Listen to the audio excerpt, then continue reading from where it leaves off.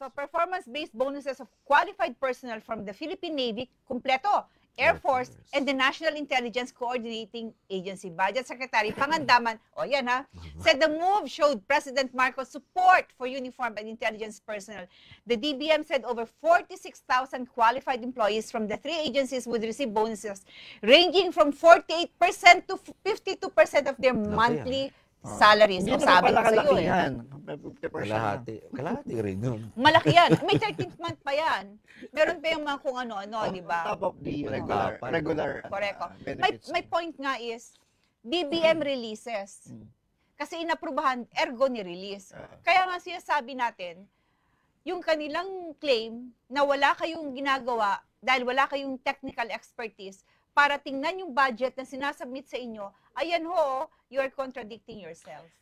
Ibig sabihin ay the preparation of the budget through the NEP is under DBM. And at the same time, once passed into law as the JA, meron pa rin kayong power authority.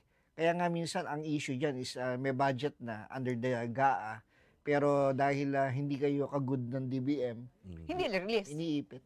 Walang release. Kaya nga, doon pumapasok yung sinasabing 5%. Yan ho, you have to disabuse the mind of the public too, no? Bago tayo mag-break. Kaso hindi nga nagsasalita eh. Because hindi na nga nila pinagsalita. Yan po.